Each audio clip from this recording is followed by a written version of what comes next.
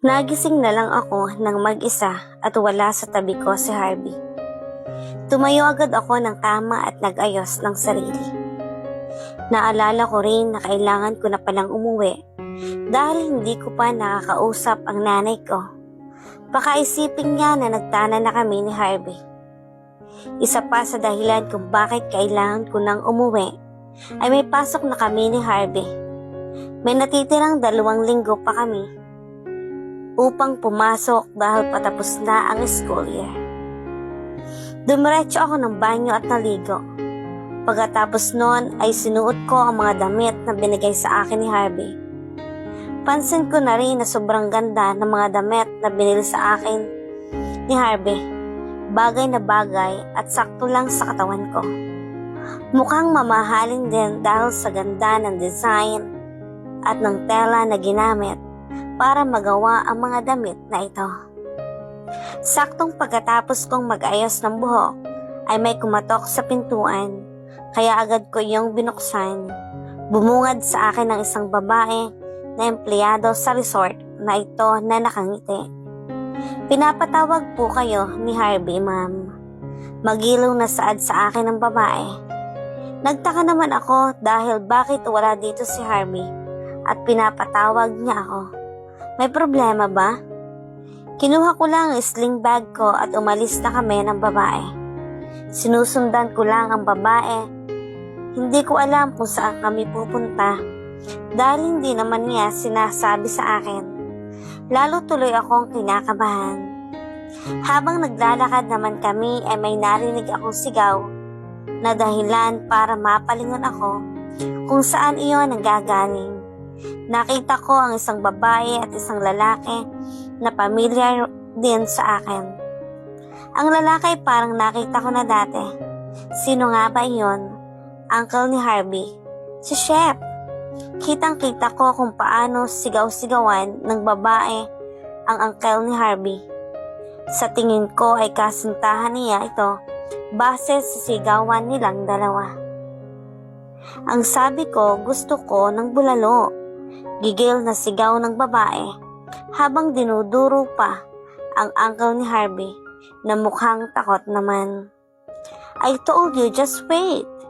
Ini-inspection pa ang mga sangkap para masiguradong hindi yan makakasama sa iyo. "Buntis ka, Himera. I have to make sure you and the baby is safe." Paliwanag ni uncle ni Harvey. Ngunit kita kong hindi talaga magpapatalo ang kasama niyang babae at gusto na talaga nitong makakain. Wala akong pake. Gutom na ako. O anong gusto mo? Mamatay kami ng anak mo sa gutom? Dahil dyan sa kaartehan mo? Mataray na saad ng babae habang nakahawak sa bewang niya. "Fine," pagpayag ng lalaki sa gusto ng babae at suminyas siya. "Jack, kumanap ka ng bulalo, bilisan mo at siguraduhin mong masarap." Para naman tumigil na itong buntis na to sa kapuputak. May diin na saad niya sa lalaking hindi ko napansin na nandun din pala. "Ma'am, tara na po, naghihintay na si Harvey." Nagulat naman ako nang may babaeng humawak sa braso ko. At ito pala ang babae na sinusundan ko kanina. Napahawak naman ako sa noo dahil napatigil pala ako para lang tunghayan ang pag-aaway ng babae at ng uncle ni Harvey.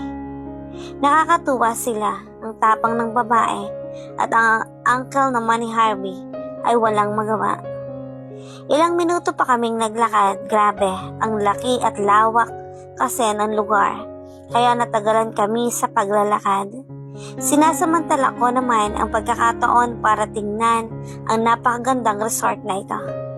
Ang daming swimming pools at ang sabi rin ni Harvey ay may dagat dito na napakaganda ng tanawin at puti ang buhangin, kaya mas lalo akong na-excite.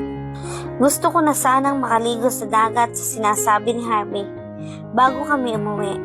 Ang style rin ng mga establishmento sa resort na ito ay parang nasa probinsya ka dahil ang mga cottage ay mukhang kubo lang, ngunit may pagka-elegante pa rin ang mga ito. Lalo na kung ang mga kwarto ang pag-uusapan, para kang nasa mansyon.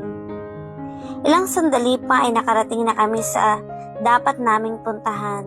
Dinala ako ng babae sa mismong dagat na sinasabi sa akin ni Harvey na gusto kong puntahan. Kahit na nasa malayo pa lang kami ay tanaw ko na agad ang kulay puting buhangin. Hinubad ko agad ang sapin ko sa paa nang makarating kami sa buhanginan at damang-dama ko ang mga pinong-pino na buhangin at ang kagandahan ng dagat. Sumabay pa ang mga palm trees na nakatindig sa buhangin at ang mga upuan at lamesa sa may buhanginan na sigurado akong magiging magandang lugar para pagmasdan ang dagat. Nandoon po si Harvey, ma'am. Nagulat ako nang may isang babae na nagsalita bigla dahilan para matigil pa ang pagkamangha ko sa lugar. Ninitian ko naman ito at gayon din ang ginawa niya at umalis na siya. Naglakad naman ako patungo kay Harvey na nakaupo sa isa sa mga lamesa na nasa buhanginan habang nakasuot ng long sleeves shirt na nakabukas ang 3 butones na dahilan para makita ang mabatong dibdib niya at nakasilip ang mga pandesal abs niya. Sakto umaga ngayon, masarap kumain ng mga matitigas at masasarap na pandesal. Charot. Seryosong nakaupo lang iyon doon habang may tinitingnan sa telepono niya. Hindi niya yata napansin na nasa harap na niya ako, kaya tumikhim ako para ipaalam sa kanya na nakarating na ako. Hey there, my baby. Gulat na sambit niya habang tinitingnan ang buong katawan ko mula ulo hanggang paa habang kinakagat niya ang pang-ibabang labi niya. Baby ka dyan, hindi ako sanggol. Mataray na balik ko sa kanya. Kahit pa kinikilig din ako dahil sobrang kagwapuhan niya ngayon. Ayoko lang sabayan ang gusto niya ngayon dahil baka umatake na naman ang kabastusan ng lalaking ito. Sungit naman. Pabulong na sabi niya habang inaayos ang upuan upang makaupo ako. Pagkatapos naman noon ay umupo na rin siya sa upuan niya. Sinong kausap mo? Another girl ba to tol? Pang-aasar na saad ko naman sa kanya. Kahit na wala naman talaga akong pake kung sino man ang kausap niya. Kita ko naman ang pagbabago ng ekspresyon sa mukha niya. Pero bumalik din iyon agad. I prepared breakfast for us and I make sure that we will have a good together because for this surprise. Tapos tatawagin mo lang akong tol. Pansin kong naiinis siya ng bahagya pero alam kong nai-enjoy niya yan dahil hawak-hawak niya ang kamay ko. Nagsalubong lang ang mga kilay ko dahil sa pagiging overreacting niya. Tumawa lang naman siya at dahil doon ay mas lalo pa akong nanlambot dahil sobrang gwapo ng dating non para sa akin. Kain ka na. Mamaya ibang putahe naman ang kakainin mo. Sisiguraduhin kong masasarapan ka. Pagkakasabi pa ni Harvey na sa pandinig ko ay parang may iba pang ibig sabihin iyon. Tigil-tigilan mo ako, Harvey, dyan sa kabastusan mo. Umagang-umaga ganyan agad ang niisip mo. Naiinis na saad ko sa kanya at tinanggal ang mga kamay ko sa pagkakahawak niya. Ikaw ang bastos. Ikaw ang nag-iisip ng ganyan. Anong bastos sa sinabi ko? I said you'll enjoy the food because my uncle will cook it for us. Natatawang sabi sa akin ni Harvey habang ramdam ko naman ang pamumula sa mga pisngi ko. Kasalanan ko bang napapalibutan na ng lumot ng utak ko kaya ibang naiisip kong ibig sabihin nun? Nagsimula na kaming kumain. Sobrang dami ng pagkain sa sobrang nakakatakam. Mayroong fried egg, buttered sandwich, mga prutas at buko juice na saktong-sakto dahil sa maganda ang tanawin at dahil nasa dagat kami. Feeling ko tuloy nasa Hawaii ako. Tahimik lang kami habang nakain, habang ako naman ay ninanamnam ang mga pagkain. Ikaw ba naman ang maupo? Habang ang lahat ng natatanaw ng mga mata mo ay sobrang ganda. Idagdag mo pa ang tahimik na lugar at kasabay mo kumain ang mahal mo sa buhay. Heaven. Saka nga pala Harvey, hindi pa ba tayo uuwi? Saad ko nang matapos na kami kumain. Kanina ko pa iniisip iyon. Ayaw ko sanang umuwi muna dahil gusto kong sulitin ang oras ko dito sa resort ng uncle ni Harvey. Pero ayaw ko na rin namang lumiban sa school dahil ilang linggo na lang din ay matatapos na ang school year. Hindi, tipid na sagot niya sa akin. Agad kong ikinataka, ha? Hindi pa kami uuwi? Anong hindi? Kailangan na nating umuwi. May pasok pa tayo. Pagpapaalala ko sa kanya dahil baka nakalimutan niya lang iyon.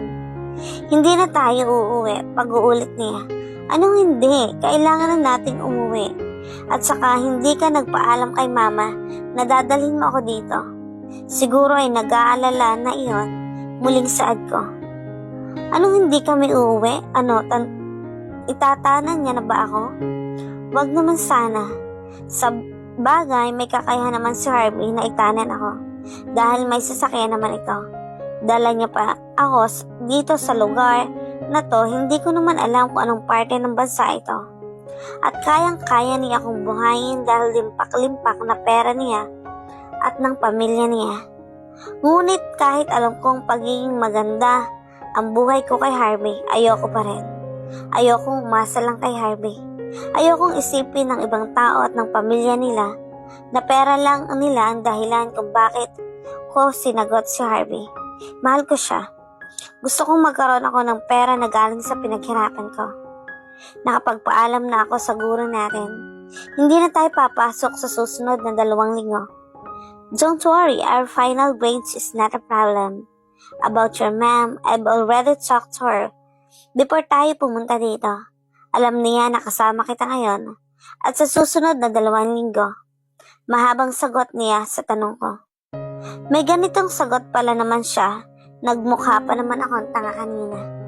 Tamad na tamad magsalita. Pumayag si mama. Nagtataka na tanong ko dahil ang naiisip ko ay magagalit si mama. Pero pumayag pa pala na sumama ako kay Harvey. Yes, she's not mad at us. In fact, she's happy. She wants us to be with each other. Nakangiting sagot niya sa akin. Ang mukha ko naman ay nabalot ng pagtataka. Totoo ba? Wait lang Harvey, may tatawagan ko lang si mama. Pagpapaalam ko sa kanya dahil gusto kong makausap ang nanay ko. Gusto ko ako mismo ang makarinig na pumayag siya. Baka mamaya ay mabait lang siya dahil si Harvey ang kausap niya. At pagalitan ako kapag ako na ang kausap niya. Mabuti nang alam ko kung ano ang dadatnan ko kapag bumalik na ako sa bahay. Kung masayang nanay ba o galit na nanay. Hindi ka naniniwala? You don't trust me? Ginawa mo pa akong boyfriend kung hindi ka rin naman maniniwala sa akin, huy. Pagmamaktol ng isang Harvey na nagiging isip bata na naman. Pero hindi ko na yon pinansin at lumayo na ako para tawagan ang nanay ko. Ma, kinakabahan ako. Nasabi ko nang sagutin ng nanay ko ang telepono. O ay nga, ikaw pala yan. Kumusta ka dyan? Masaya ba? May nangyari ba? Excited na pagbungad sa akin ng nanay ko. Hindi ko inaasahan ang pagiging masaya niya. Feeling ko tuloy ay ang laki ng tiwala niya kay Harvey. Ano ka ba, ma? Tatanungin lang sana kita kung hindi ka galit. Sabi kasi ni Harvey, makakasama ko siya sa loob ng 2 linggo kasi tapos na ang mga dapat namin gawin sa school. Hanggang ngayon ay kinakabahan pa rin ako pero pinilit kong ang sarili ko na hindi mautal. Hindi ako galit anak, sa totoo lang ako nagsabi sa kanya na samahan ka muna. Magiging abala kasi ako anak dahil sa business na gusto kong itayo. Kaya pasensya ka na kung si Harvey muna ang kasama mo. Mahinahong sagot sa akin ng nanay ko na ikinaluwag naman ng paghinga ko. Tama si Harvey, hindi galit si mama. Ganun po ba?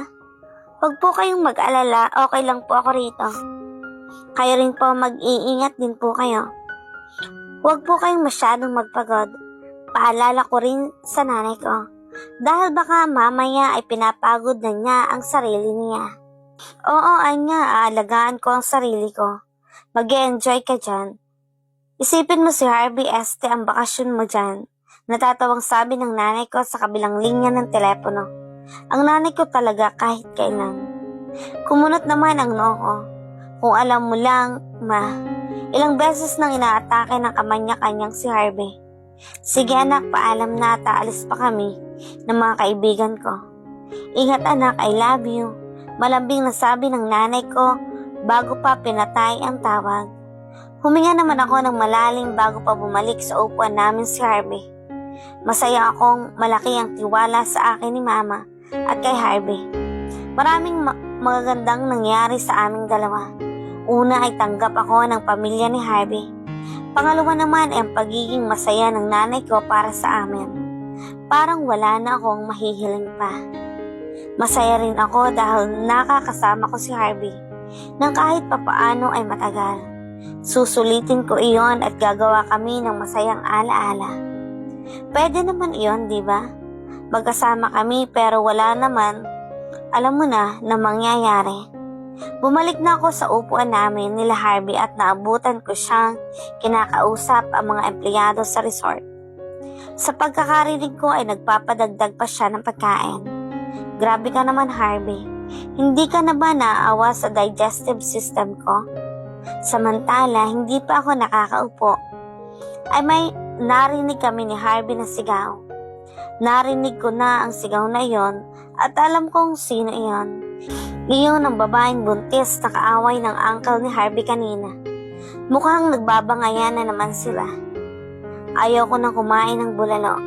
Gusto ko ng lechon. Malakas na sigaw ng babae habang natakbo na sa pagkakaalam ko ay Himera ang pangalan dahil iyan ang sabi ng uncle ni Harvey kanina. Seriously, pagkatapos kong maghaligap ng punyatang bulalo na iyan, sasabihin mo sa akin iba na naman ang gusto mong kainin? Naiinis na sigaw ng uncle ni Harvey. Natatawa ako dahil kawawa naman ang lalaki ito. Wala siyang palag sa buntis na asawa niya. Ilang beses ko ba itong sasabihin sa iyo? At last, wala akong pake. Binuntis-buntis mo ako tapos ngayon magre-reklamo ka. Bigyan mo ako ng lechon, mataray na saad ni Himera habang nakatingin ng masama sa uncle ni Harvey. Halatang nagtitimpi naman ang uncle ni Harvey. Wala siyang laban sa buntis na gusto ng lechon. It's not good for you. What if you get high blood? Pagmamatigas pa ng uncle ni Harvey. What if sapukin kita? Parang awa mo na at last. Gustong gusto ko nang kumain ng lechon please. Alin ba sa salitang lechon ang hindi mo maintindihan? Lechon! Hindi papatalong sambit ng babae sa uncle ni Harvey. Sabay naman kaming napatingin ni Harvey sa isa't isa at sabay din kaming natawa, aliw. Tinitigan lang siya ng uncle ni Harvey at hindi na nagsalita. Naglakad ito paalis at iniwan ang babae na nakatayo lang doon sa may dalampasigan. Nagulat naman kami ni Harvey nang maya-maya pa'y bumalik ang uncle ni Harvey at mga tauhan nito na may daladalang isang buong lechon. Agad namang nanlaki ang mga mata ng babae at inutusan ng mga tauhan na may hawak ng lechon na ilapag daw sa katabi ng lamesa ang lechon at doon ay nilantakan ng babae ang lechon. Kita ko naman ang paghinga ng malalim ni Uncle Harvey. Sa wakas tapos na ang problema niya. Soon, if you get pregnant, I will prepare myself. Sisiguraduhin kong hindi mo ako masisigawan. Natatawang saad naman ni Harvey sa akin at sabay kaming nagtawanan.